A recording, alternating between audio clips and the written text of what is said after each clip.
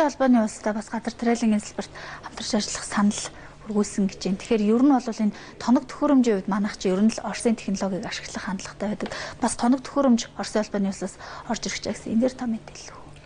Тоног төхөөрөмж ер нь манай монголчууд бас энэ атрын аянуудыг хэрэгжүүлэхдээ дандаа л Оросын техник дээр ажиллаад ирсэн. Манай тариаланчид, механикжуулагчид бүгдээрээ л одоо энэ Оросын юмс техникээр ингэ явсан. Тэгэхээр түрүүний тэр нэг техникийн сонголт гэдэг дээр бол харагдаж байгаа. Оросын техник бол үндсэндээ бас найдвартай, чанартай гэж манай тариаланчид үздэг. Дээр нь өртөг зардал нь бол бас энэ гадаадын өндөр хүчин чадалтай трактор комбайн техник хэрэгслүүдээс бол хямд. Энэ бол нөгөө бага дунд хэмжээний талбай тариалт хийж байгаа аж ахуйн нэгжүүд манай өөрийнх нь ашигт үйл ажиллагаанд бас нэлээд нэмэртэй гол түлхэц өгөх асуудал байгаа юм. Манайхан техникийн шинжилгээгээд өндөр хөрөнгө оруулалт орчих юм бол өөрийнх нь өртөг өсчгөөд ашигтай үйл ажиллагаа багасдаг. Тэгэхээр энэ дээр бол түрүүний тэр техникийн сонголтын зөв хэмжээг бас нэлээд анхаарч ажиллах хэрэгтэй. За Оросын холбооны улсаас бол бид бага дунд жижиг оврын трактор комбайн, за үрлүүр сэрүүлүүр гэдэг ингээд олон одоо яг манай газар тариалан хүнсний ногоо эрхлэх шаардлагатай жижиг дунд оврын техник тоног төхөөрөмжүүдийг оруулж ирэхэд төлөвлөсөн. Манай яамны газар тариаланы бодлого хэлцээний дараа боловсруулалтын тариалал дэмжих сангийн захирал Үнэн Батнаас Оросод явж техникийн сонголтуудаа хийж ирсэн. Буудаг бас боломжийн үнээр авах. Өнгөрсөн жил бол 560 мянгаар тонн бүрийг нүүнлээд тодорхой хэмжээнд тариаланчид бас өрөө бууруулаад ургацсан ахиу авах бас нэг үндсэн шалтгаан байлаа гэдэг зүйлийг өнөөдөр хэлж байна л та. Энэ жилийн үед ямар байх вэ? За энэ жилийн хувьд бол өнгөрсөн жилийнхээсээ буухгүй хаа гэж би тооцож бодож байгаа. Тэгээ ер нь бол бид бас энэ уртгийн тооцоол хийн. Тэгээ өмнө бол одоо бас энэ эдийн засгийн доктортой бос байгаа нөхцөлөд валютын одоо ханш нэмэгдсэн. За төрш бензин тосны ус мөн ханш яаж хэлбэлцэх вэ? Энэ бүх зүйлээс бас нэлээд юм шалтгаална л да. Тэгээд тухайн цаг үед бас тооцоол хийн. Тэгвэл бол ер нь бол Монгол улс энэ стратегийн чухал ачаал бүгдэлтэй хүнсний бүтээгдэхүүн гэдэг утгаараа гурил энэ Улаанбаатарынхаа үйлдвэрлэлд бас онцгой дэмжлэг үзүүлж явж ирсэн. За энэ дэмжлэг урамшууллыг бол бид яг өнгөрсөн оны үеийнхтэй адилхан одоо явуулнаа гэж үзэж байгаа. Эдгээр улс орны эдийн засаг хүнд байгаа ч гэсэн энэ хатрын 3 дугаар аяны хүрээнд тэгээ улс орны амжихад болсон энэ хурлынхаа хангамжийн асуудал дээр бол тарцсан онцгой анхаарал хандуулж байна. Тэгэхээр тариаланчид бас нэг асуудлыг хөндөжсэн газар тариалангийн бүс нутгийг заагалж өгөөч ээ. Манай малчид ингээд зэрэгцдэг. Энэ дотор байгаа 500 тариаланч дотор малд одоо ногоогоо тариагаа идүүлээгүй хүн бараг байхгүй дээ гэд хэлжсэн л та. Энэ асуудал юу н ямар шатандаа явд юм бэ? Маш олон жил яригдж байгаа асуудал. Тэгээ энэ бол бас манай улс орны л онцлог л тоо. Тэгээ малчид тариаланчид маань зэрэгцэж орчдөг. Малын бэлчээр тариалангийн талбай хоёр ингээд зэрэгцээ байдаг. Энэ хүндрэл бишээр үнээр учруулж байгаа. Манайхан яг тариалт ургац хураалтын үед малаа чөлөөлөөд тэгээ намар ургац хураалт дуусны дараа мал нь талбайр ордог. Энэ бол энэ хөрсний тухай асуудал маш хүндрэл бишэлж болж байна. Хөрсний илэгдэл. Маш талбай дээр явна. Тэр хэмжээний малын хөлөө, тэр хэмжээний сайхан хөрс манаас салхинд хэсгэл юм асуудал л да. Энэ утгаараа бол энэ тариалангийн бүс нутгийн заагийг тогтоох хэрэгтэй гэсэн шаардлагыг манай тариаланчид тавьдаг. За Монгол орны онцлог бол яг энэ мал аж ахуй газар тариалан хоёр маань ингээ яг зэрэгцээд орчдөг. Олон жил суурсан, нутагссан малчдын маань өвлж хаварж байгаа. Яг тэр тариалангийн бүс нутагт байдаг ингээд ийм онцлогтой. Тэр энийг бол бид их олон талаас нь ярих хэрэгтэй. Ерөн зарлах хэрэгтэй бол зарлах хэрэгтэй. Гэхдээ бид энийг харин малчидтайгаа орон нутгийн удирдлагууд орон нутгийн төвшөнд бас нэлээд ойлголцож малчид нь тариаланчид маань хоорондоо ойлголцож энэ асуудлыг шийдэх хэрэгтэй. Аливаа зүйлийг бол түрүүс шууд хийх хэрэгтэй гэдэг байдлаар биш харилцан зөвсөлж энэ асуудлыг шийдэх хэрэгтэй болов уу гэж. Яалтчгүй газар тариалангийн салбраас ахиухан хэмжээний ургац авахын тулд хөрсний чанар хамгийн чухал байдаг. Хөрсний чанар жил ирэх бүр муудж байна гэдэг мэдээллийг бол бас эрдэм шинжилгээний байгууллагууд өгөөд байгаа. Гэтэл тэн дээр нь тариа тарьж ургуулж байгаа аж ахуйн нэгжүүд ямар нэгэн байдлаар хариуцлага хүлээдэг юм уу? Хөрснийхөө чанарыг доройтуулсан аж ахуйн нэгжтэй хариуцлага тооцох механизм ч гэдэг юм уу манад байд юм болов? Манай тариалан эрхлэгчид яг хууль эрх зүйн хувьд бол одоо чиний хөрс доройтсон байна, чи хөрсөө доройтуулсан байна.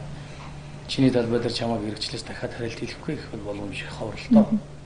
Гэтэ бид нэр өөрснөө энд мэрэгжлийн агрономч, механикжуулагчд маань ажиллах хэрэгтэй. Газар тариалангийн бизнес эрхлэгчид бас мэрэгжлийн Тэр нь одоо бас дахиад ёс зүйн асуудал ч болж байгаа байхгүй. Тэгээ энэ чиглэл дээр бол бид нар бас бодлогын арга хэмжээнд авч ажиллана гэж бодож байгаа. Тариаланчтайгаа хийж байгаа удаа дараагийн зөвлөгөөнүүд энэ уулзалтууд өөрөө бас энэ асуудалд нэлээд анхаарал хандуулж ач холбогдол өгөх ёстой гэж би гэж байна. Зүүн бусад бас тариалангийн одоо үйл ажиллагааг эрчимжүүлэх, нэмэгдүүлэх гэдэг асуудал агуулгыг бол хөндөж байгаа юм байна. Зүүн бусад яаж ажиллахаар бодлого гарч байгаа? Тэгээ хоёр газар тариалангийн бүс нутаг манай хадлагын нийт бэлчээрийн гэтэл одоо зүүн бүс чинь 40 хүн шүү дээ. Маш өргөн удам тал нутаг бий. Тэгээ өдрөөс баримтлах бодлого чиглэлийнүүд гарсан. Хатрын 3 дугаар аяны хүрээнд ч бас юм хийгдэж байна. Халах гол бас манай томоохон зарим аж ахуйн нэгжүүд маань бас томоохон хөрөнгө оруулалт хийгээд газар тариалангийн салбарт бас амжилттай ажиллаад маш өндөр хүчин чадалтай жилдээ 100 мянган тонн тэжээл бэлдэх хүчин чадалтай тэжээлийн үйлдвэр хүртэл ашиглалтанд орсон. Тэрийгээ дагаад тариалтын хэмжээ нэмэгдэж байгаа. Тэргээд олон ажлууд хийгдэж байна. Тэгээ энэ бүхэн дээр бол бид нар бас бодлоготой цогцоор нь асуудлыг шийдэх ёстой. Алах голын бүс нутаг бол монголчуудын бас аргагүй хайрлж хамгаалж явахаар юм хөрстэй ийм нутаг. Тэгээ энэ чиглэлээр бол энэ эрдэм мэргэжлийн байгууллагад эрдэмтэд ахмад туршлагатай тариаланчдын зөвлөм зөвлөгөө бас нэлээд авч ажиллах шаардлага бий. Зүүн бүс нутагт бол цаашдаа газар тариалан ер нь хөдөө аж ахуйн бараа бүтээгдэхүүний хувьд бол маш их ирээдүй, маш ойрхон хөлийн боомтууд бий. Энэгээр бол манай хөдөө аж ахуйн гаралтай бүтээгдэхүүнүүдийг өмнөд төрш рүү экспортод гаргахад бол хамгийн гол одоо ус төшиж газар нутаг байж болох юм ирээдүй харагдаж байна. Тэгэхээр та сая ярианда онцолж байна л да. Ер нь бол ингээд ирээдүй бүс нутаг хөдөө аж ахуй, мал аж ахуй гэх Монгол бол хөдөө аж ахуйн одоо хөгжил бол эдийн засгийн гол талхуур гэж ярьдаг. Тэгвэл одоо энэ борлуулалтын тогтолцоо гэдэг юм уу тийм нэг кластерыг яаж хийх юм бэ? Яг өнөөдрийн байдлаар бол малчид махаа ченжээр дамжуулдаг ч юм уу, тариаланчид болохоор төрийг сүрдүүлж агаад өгдөг, нөгөөтгийн гурилын үйлдвэрүүд авдаг ч гэдэг юм нэг юм болох тогтолцоо байгаа юм шиг харагдаад идэв юм л та. Энэ түүхийд бэлтгэлийн тогтолцоог яаж сэргээх вэ? Түүхийдээ яаж зөв олон улсын болон дотоодын чанар шаардлага хангасан хэмжээнд бэлтгэх вэ? Тэгээ борлуулалтын тухай асуудал яригдана.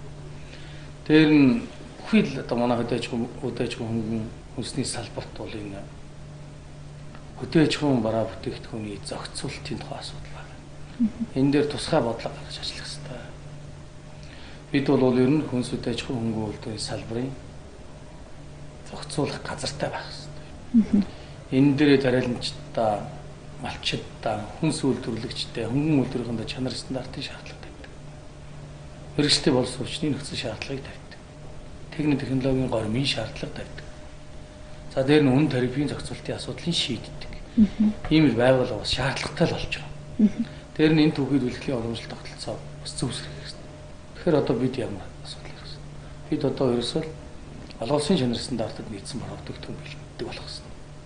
Энэ дээр нь манай мэргэжилтэй болсон хүчнүүд ажилладаг байх хэрэгтэй. Эрдэм шинжилгээний байгууллагууд маань хамтарч ажилладаг байх хэрэгтэй. Бидний үйлдвэрлэл шинжилх ухаанд суурилсан, эдийн засгийн зөв тооцоолол суурилсан, сайн төлөвлөлтөнд суурилсан л эдийн засаг байх шаардлага. Монгол улсын хүнс аж ахуйн яам дээр өнөөдөр Монгол улсын аж үйлдвэрийн зураг үндсэндээ гаргаад дууссан. Махны салбар, сүүний салбар, ноолурын салбар, ингээ бүх салбар 18 чиглэлээр гаргагдсан баг. За аль аймагуд Улаанбаатар хот маань эдийн хэмжээний үйлдвэрүүд байна. Тэдний хүчин чадлын үе, зах зээлийн үе ингээ бүх судалгааг гаргагдсан байна. Бид эхлээд өнөөдөр байгаа суурь судалгаагаа зөв гаргаж ийж ажлынхаа төлөвлөгөө төлөлтийг хийж цаашдаа явах хэрэгтэй гэдэг утгаараа үйлдвэр 2100 гэдэг төлөв хийсэн асуудал гарч байна. Энэ хүрээнд энэ зургал дээрээ суурлаад Монгол улсын аль аймаг суманд ямар үйлдвэр байгуулах юм?